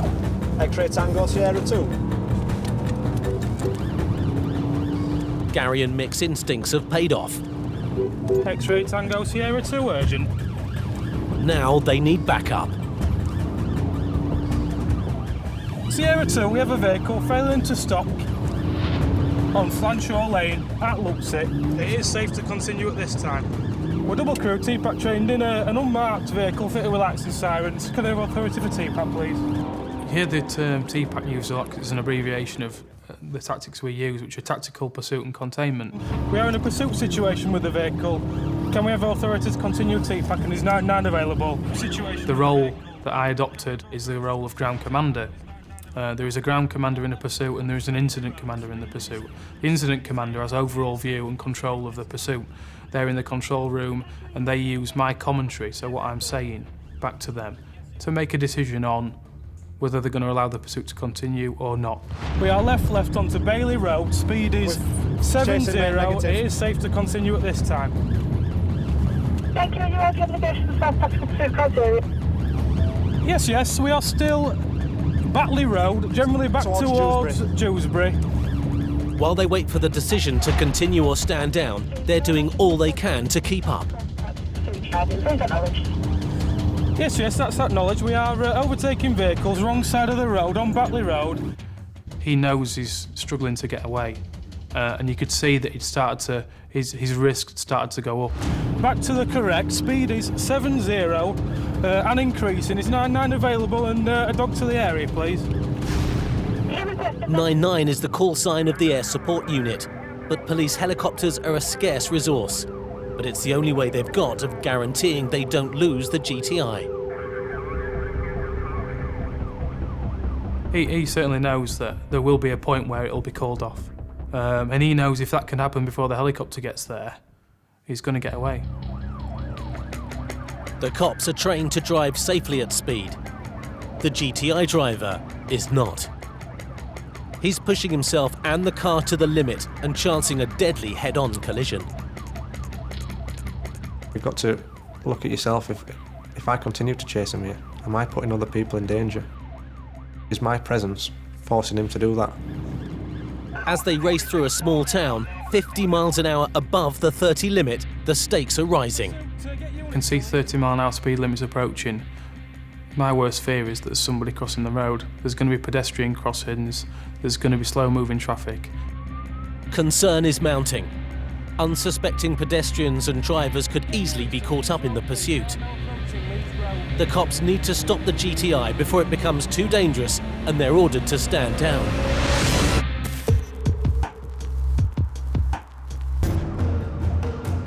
Near Dewsbury, Acting Sergeant Gary Panther and PC's Mick Roth have a more immediate problem. They've been tailing a GTI at high speed for 5 minutes, and the driver is becoming increasingly reckless. They know really what we do and how we're trained, and they know the more they push it, the sillier the risks they take, we won't follow. Pursuit, get units to Leeds Road, please. We are now approaching Leeds Road at Dewsbury. Pursuit, get local units into area, please, as well, in case he does decamp. Is 99 lifting for this? 99 is the call sign for air support, and they're catching up with the ground pursuit. Speed 70, back to the correct. Safe to continue at this time. Pursuit, we are continuing. We are now Haybeck Lane, generally still towards Leeds Road, Dewsbury Road, in Dewsbury. Just approaching Leeds Road now, stand by for direction. We are continuing straight across Leeds Road, lights are green, it is safe to continue. Overtaking vehicles wrong side of the road. Speed 70, back to the correct, safe to continue at this time. Get towards Batley now, mate. Get Stinger units to Batley if we can, please. We're generally towards Batley. In his desperation to get away, the Golf driver clips another car. And it's contact with another member of the public vehicle cell. As Gary and Mick slow down to avoid doing the same thing, they lose the GTI. To me, in my mind, immediately I'm thinking as ground commander, this guy is going to stop at nothing to get away from us now. And at that point, we'd backed off. It is continuing. I think it is only minor damage. We are generally towards Bradford Road still. Lost him, mate. Keep going. He won't turned off at that speed. Those very few seconds immediately after, you're thinking it's all, well, this is finished, they're going to abandon the car and run off and we'll never find out who they were or what they've done. Oh yeah, he's braking. Is that there? Straight round. It's right into the estate, and we're onto Clutton Street. We're onto Clutton Street into the estate, and it's a temporary loss at this time. Is 99 overhead at all? Luckily, the helicopter arrived just in the nick of time. I mean, just in the nick of time. Yeah, looks like a bailout coming up. Yeah, 99, we've lost him on near West Street, Clutton Street, off Suthill Lane. It's an offside junction as you're travelling towards Batley. He's in that estate somewhere. Both the driver and the passenger flee from the Golf. Oh, sorry, the decamper from the black vehicle. Now, so give me a location, please. Just wait one. And there were a few seconds where there were very little said. I think the helicopter were looking round for him. It's not nicked, it's decamped off Suthill Lane somewhere. Andy, are you with it at all? 99, where's he gone? We're with car now. It's abandoned in near Grace Leather Lane. Reverse from there, coming back out onto the road, and go on you straight ahead. Reverse from there and go on you straight ahead. The driver's gone to ground, but air support is tracking the passenger. unfortunately, we've lost the driver to the right. Right. It's just crossing 100 yards up in grey trousers, grey top. And Gary and Mick are onto him. He's either going to see the police car and run, or he's going to try and bluff it out. This guy decided he was going to try and act completely innocent. Come here. Come here. All right. You're under arrest, pal. Suspicion of theft of motor vehicle. Stand still. Don't mess about. Do not mess about. Get someone to the car. We've got passenger under arrest. All right, wait a minute. With the passenger under arrest, the hunt now turns to the driver, who, despite air support and officers on the ground, seems to have disappeared. From 99, apologies for that. Lost driver, he crouched down somewhere. X-ray Tango 18, that's received. The car's not nicked, is it? What? Is the car Lock it, nicked? stand with him. In an estate just off the M1 in Dewsbury, Acting Sergeant Gary Panther and PC Mick Roth have caught the passenger of a car they've been pursuing. But the driver has vanished. It took a little bit of time for the dust to settle, if you like, and he hadn't been immediately caught, the driver.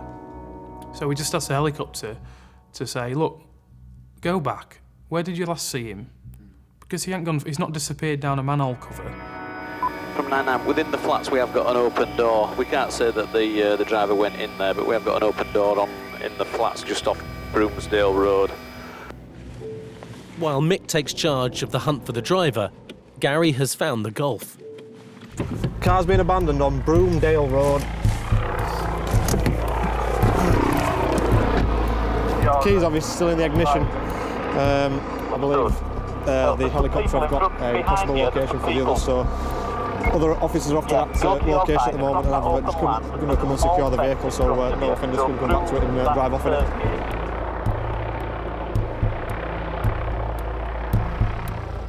600 feet above them, the cops are searching the area the driver was last seen in. Lost driver, he crouched down somewhere. We've just got thermal come online now. But it's a warren, and even their thermal imaging camera can't detect anything. To that officer who's coming back towards the aircraft, it was the first buildings you checked, just to your rear now, the ones with the green door and then the ones with the red door. He disappeared around there somewhere. Your colleague's just checking those now. Gary's keen to discover why the driver of the GTI was so desperate to escape. Strong links to drug supply, so potentially the occupants could have had some on them, or there could be some still in the vehicle, so it'd be for us to search them and see whatever's inside, if in fact there is anything. 3-2, where's that location? 100% sure.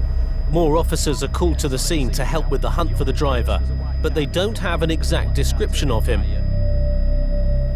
And innocent passers-by are adding to the confusion.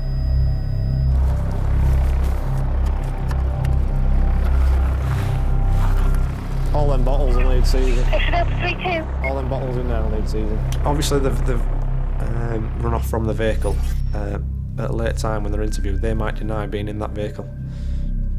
So for us to get some evidence, DNA evidence from whether it be drinks bottle that's in there, fingerprint evidence, it could be a cigarette butt that's been left in the ashtray or somewhere in the vehicle. If we can seize those and it comes back with their DNA on, then it lends itself again to the fact that they have been in that vehicle. An eyewitness comes forward with some information. X-ray Tango Sierra 2 from a member of public. Only 2 males were in this vehicle. Driver was an Asian male wearing a light blue hooded top. He ran round towards the rear of those flats. That's where we last saw him. Mick is determined to track his man down. I'm like a dog with a bone, really. I'll not let anything go. So I'm walking up towards a block of houses, and the helicopter's saying, we last saw him round the back of that house, and then he hasn't come out. That's your first port of call, and that was my first port of call. He's not there, he's not there. He was last seen here. He must be in here somewhere. Towards the little outhouse. Gary and another officer discover why the driver was so keen to get away. That's a drugs press. Drugs press, I think. No, oh yeah. Press there. Yeah. And there's no gear at all. Well, just residue. Looks like there's residue underneath it for me. Yeah. Heroin residue. Yeah. It looked like heroin dust. And inside the suitcase was a press, which is used to obviously compact the heroin into a solid block, as it were, which is how it often gets transported from the bigger dealers. We obviously looked at that and thought this is part of a bigger picture. 100 yards away, Mick's searching the last of the flats. 4-6. And as you can see the flat doors downstairs, check them immediately, they're locked and secured. I'm thinking he's not in any of these. As I walked upstairs, only until I got to the top step, I turned and was confronted by him literally hiding in the corner. And I can see him hiding. Get some cuffs up here! Keep out your pockets. Drop your phone. Drop it! Just drop your phone now. Do as you're told. In my eyes, at that moment in time, my life could have been in danger because his hands were hidden, he could have had a weapon. So I'm going to use whatever tools I have, which ultimately are my mouth and my personal protective equipment, to dominate that situation. That guy needs to know that we're in charge and don't try anything. Right, you locked up, pal. Obviously. You got some ID on you? Yeah, driver of the vehicle located in the flats at the 16 that's 99 above. That's received, thank you. Did all units receive? I believe we have both now. He's now been arrested by my colleagues. We're just going to seize the relevant items that are obvious to us at the time. It'll get recovered for forensic work, and hopefully we can link him to the vehicle if he in fact denies it. But I think we're quite adamant that it is the right driver. The helicopters followed him away, and he's been detained by officers close by. So, all in all, good job so far. It's 1-0 to us, isn't it? I think they're just idiots. I think they have no comprehension of what life's about. They have no comprehension of the value of life. They've not seen what I've seen, or my colleagues for that matter. And I think if they had and if they'd lived it, they wouldn't do it. The cops in the Central Motorway Police Group patrol more than 600 miles of roads. It's the hub of Britain's motorway network. Every day, more than 200,000 cars pass through here. The best way to keep tabs on the cars and their drivers is a system called ANPR. Automatic number plate recognition is a tool in your toolbox that you can use to give you some guidance as to which vehicles to look at. An alarm bell rings to say that car there is worth stopping because X, Y, and Z. Whether it be a disqualified driver, whether it be carrying drugs, whether it be stolen number plates, whatever that happens to be. It's like shooting fish in a barrel, basically. BC's Angus Nairn and Harvey Prescott are on the M5, responding to an ANPR alert about a car which they think is being used by an illegal immigrant. Right, black Volkswagen Golf, Lima Sierra 56, Zulu Papa Zulu. So we're going to see if it comes past us and then stop the vehicle, check out who the occupants are and whether they are entitled to be in the country. Yes. Aye, that'll do us. That'll be the one.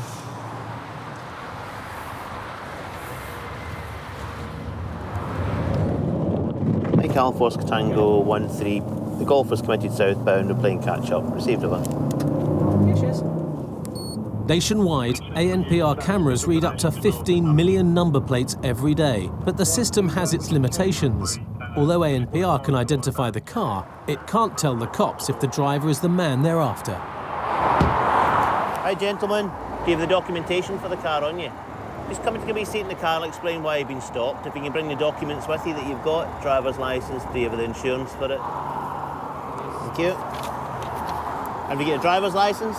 The driver does have some ID, a bank card and a fixed penalty notice for using his phone, which should help the cops verify his details. Just take a wee seat in there. How are you? You okay? How are you? You all right? You all right, mate? This is you here? Yeah, this is my address. The man hasn't got any photo ID to prove he's the man referred to on the documents. What's your first name? Ismatullah Sahak. All right. Where are you travelling to? Bristol. Bristol? Yeah, okay. yeah. What is the purpose of your trip? Why are you going to Bristol? Bristol, this is my friend. Okay. Yeah. You're just going to visit? Visit, yeah. Visit your friend. He come across there with his fixed penalty tickets, he had letters from solicitors. He's got loads of stuff, and you think, don't really doubt him because he's genuinely given us all this stuff over. But you still want to go that extra wee bit just to make sure you've covered all the points. Thank you. Can you find out if any of the tasking team are at headquarters, or if there's somebody out and about near Junction 6 with a lantern device, please, Evan? The lantern device is basically a small fingerprint machine. It's a portable fingerprint device, and it's one of the best tools we have. And as soon as somebody puts their finger on it, it will then send that fingerprint straight to our fingerprint bureau. That's all received, thank you. Substantive, 3 points for that offence. Oh, he has got them? Mm-hmm. With the points on his licence checking out on the police national computer, it seems the man thereafter is another person who drives the Golf. But even so, Angus wants to run him through the lantern just to make sure. I think he has a genuine, let's say, an individual. I don't suspect he's going to come back as an illegal immigrant or an overstayer, unless he's a really good liar. So it'll be 2 minutes and then we'll let him go. 150 miles away in West Yorkshire, PC's Gary Panther and Jim Duffy are touring the back streets of Halifax. At the junction ahead, they've spotted 2 young lads in a black Seat Leon. When we saw that one, the 2 lads in it did look young. Obviously, quite a nice vehicle. Have they stole it and they're going to use it to commit crime? In a split second, that's what goes through your head when it goes past. You've got to make a decision whether you're going to go have a look at it or not. A pedestrian crossing the road is a chance to get alongside for a quick word. But the men don't want to stop for a chat with the cops.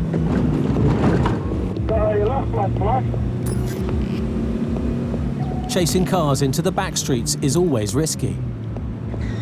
We've just got to gauge how dangerous it is and what risks he's taking. Is he going to be putting innocent members of the public at risk as a result of his driving, or are we going to be putting members of the public at risk by continuing to pursue him and forcing him to do something that he doesn't want to do? A check on the plates reveals that the Seat is a hire car, which raises their suspicions that this is not a simple fail to stop. It's a game to us as much as it is to them. The criminals don't want us to catch them and we want to catch them, so it's the old cops and robbers game. Yes, we're running out of fuel. Although you have been considered to you, may I remind you of your responsibility Even with a second car behind Gary, the hot hatch's manoeuvrability is proving more than a match for the cops. 2 agent occupants have already discarded something from the vehicle. They're fine. You get to Seat Leons, VW Golfs and Audi A3s. I don't know why, they just love them. But in and around the estates, I suppose they're quite quick, and if we're behind them in a larger car, it might be difficult for us to keep up. With the driver unable to outrun the cops, he's giving up. But his passenger has other ideas, leaving the driver to take the rap.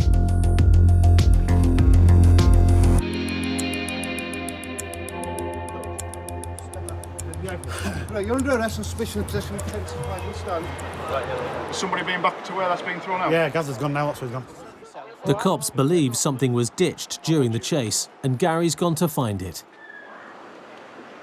While the search for the driver's mate and the discarded package continues,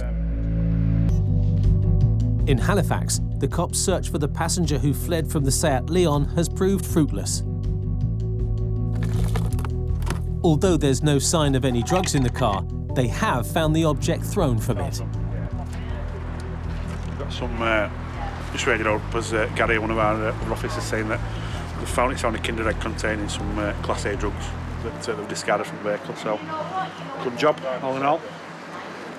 Yeah, they've discarded a it's the inside. It's the shell of a Kinder Egg, where the little toy comes in. It's often used to store drugs because it can be put into places that you normally won't put them.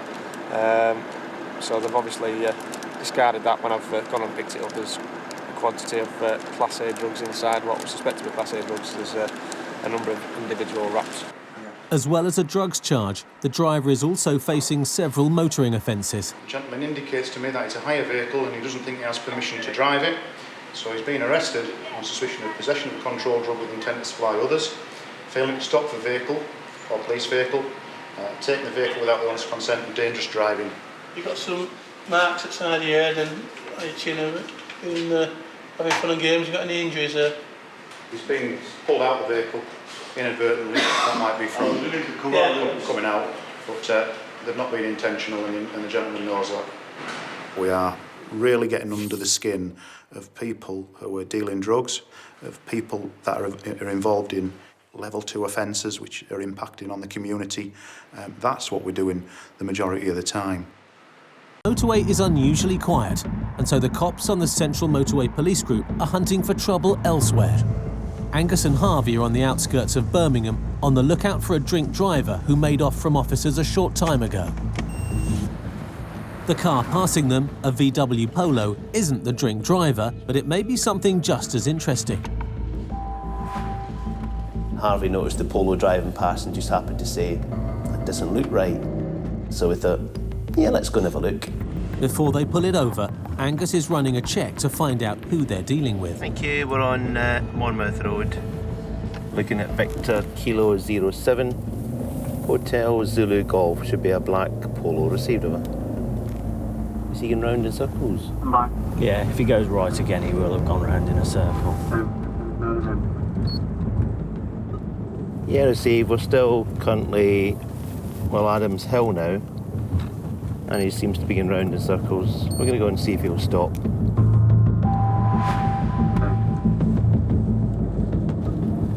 Yeah, stand by. We've illuminated him, but he's still not stopping. At this time, we have a fail to stop, fail to stop, fail to stop. Going to go into Yankee Mike. Thank you. This is not a high-speed chase, but the cops still need authorization to pursue. We have a fail to stop, fail to stop, fail to stop. And you could see the speed. He was doing 35, 40 and a 30 mile an hour limit. We'd sort of suspected he'd be looking for somewhere to decamp near some houses or near to some alleyways that they can then get out on foot. We're on Adams Hill. Permission to pursue the vehicle, please. But this time, there's no need for the go-ahead. Oh, sorry, stung. The vehicle's been stung. Stand by. Another unit up ahead has punctured the Polo's tyres. These other two officers round the corner couldn't have been placed any better, and they just heard my commentary saying the direction of travel, the road we were on, and they thought, they're coming straight down on our throat. We didn't even realise it was there because they never had a chance to shout up and say they were there because it happened so quick. And it was literally, I just clocked the stinger hitting the deck. We have 3 detained. Sorry, 2-3, many thanks. All right, bud. Should have stopped. How come they come after me anyway? Because. Charlie 67 on the log. What's the score with the motor? Oh, that's what I mean. I don't know why you come after me. Huh? I don't know why you come after me for it. Say again. I got a licence in it, but the car's legal. Why didn't you stop then? I don't know. Just panicking, innit? Why didn't you stop? Panicking. That's the stupidest thing I've ever heard. Whose car is it? Mine. Charlie 66. Man! You fool! Me and my mate had that car today. I buy and sell cars, that's all. Why didn't you stop then? Oh, you idiot. All right, you're obviously under arrest for failing to stop, all right? And no licence, no insurance. Can you do the chassis number, forgive you, the one that's displayed in the vehicle, please? Angus has spotted a discrepancy with the vehicle's identity. The control room's given the last 6 of the chassis number, but it's different for the 6 that's on this here. The chassis number on the Polo doesn't correspond with the car's registration plates, which could mean it's stolen. Bravo 23, following a burglary with keys of us. That's all received, thank you. All right, you're under arrest on suspicion of burglary, all right? Burglary? Yeah, the car was stolen from a burglary. All right, you're still under caution, okay? Yes, she's now confirmed that it's an outstanding stolen from 5 days ago on the chassis number we've given them now. The driver and his friends are being taken to the police station. Have you come, young man?